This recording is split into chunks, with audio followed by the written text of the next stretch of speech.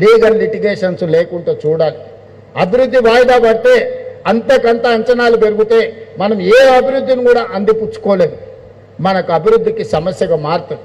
అందుకే రంగారెడ్డి జిల్లా మిత్రులందరికీ నా విజ్ఞప్తి, అద్భుతం రంగారెడ్డి జిల్లాలో జరగబోతుంది. ఇదే సిటీని నేను అటువైపు మేడ్చల్ సైడ్ అయినా కట్టొచ్చు. మా శ్రీధర్ బాబు గారు ఎప్పుడు అంటారు, మీరు ఇటు సైడే చూస్తున్నారు, మా కరీంనగర్ రోడ్డు దిక్కు నుంచి మీరేం మాకు అభివృద్ధి ఇస్తలేరని వారు అంటూ ఉంటారు. లేదా అటు పటాన్చెరు ఆ పక్కకు కూడా పోయి ఉండొచ్చు. కానీ నేను రోజు ఊరికి పోయేది ఈ పక్క నుంచే కాబట్టి అభిమానంతో ఇక్కడ ఈడ మీకు కాలుష్యకారమైన ఫార్మా ఇండస్ట్రీస్ పెడతా అంటే మీ జీవితాలలో ఈ విషం, ఈ కాలుష్యం ఉండొద్దు అని ఒక అద్భుతమైన నగరాన్ని ఆలోచన చేసినాం. దాని పేరు ఫ్యూచర్ సిటీ పెట్టుకున్నాం.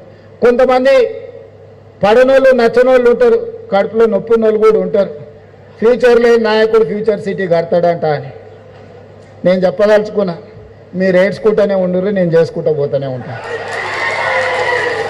మీ ఏడిపే, మీ ఆర్తనాదాలే కుటుంబం అంతా కూర్చొని పెడబొబ్బలు పెట్టి ఏడుస్తుంటే అధికారం పోయిందని నా చెవులకు సంగీతం వినిపించినట్టుగా ఉంటుంది.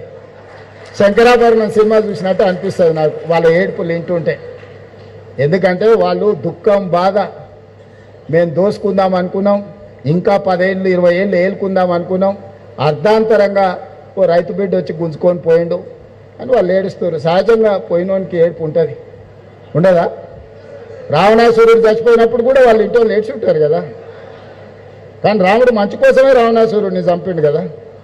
బకాసురుడైనా లేకపోతే కుంభకర్ణుడైనా వీళ్ళందరూ కూడా వీళ్ళు అసుర అంటే రాక్షసులు.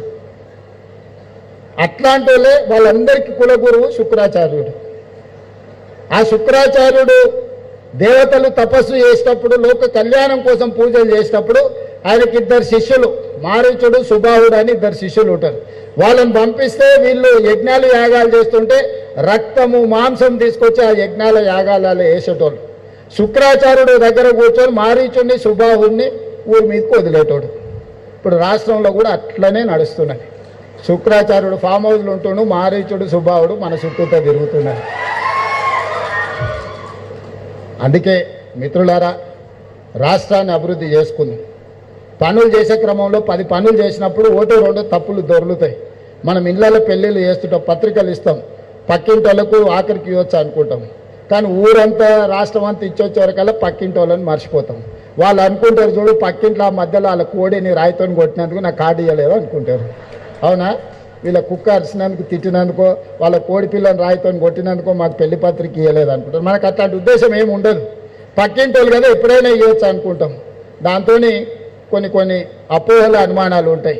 మా ప్రభుత్వం చేసేటప్పుడు కూడా అది మూసీ నది పునర్నిర్మాణం కావచ్చు, లేకపోతే రీజనల్ రింగ్ రోడ్ కావచ్చు, భారత్ ఫ్యూచర్ సిటీ కావచ్చు, మెట్రో రైల్ నిర్మాణం కావచ్చు, ఏవి తీసుకున్నా ఈ పనులు వేగంగా చేయాలన్న ఆలోచనతోని ఎక్కడైనా చిన్న తప్పిదాలు దొర్లితే అది ఉద్దేశపూర్వకంగా మీకు ఇబ్బంది కలిగించాలన్న ఆలోచన ఈ ప్రభుత్వానికి కాదు. అనుకోకుండా ఏదైనా జరిగినా ఎంబడే వెనక్కి తిరిగి సర్దిద్దడానికి నేను ఉన్నా. Subscribe us and press the bell icon for more interesting updates.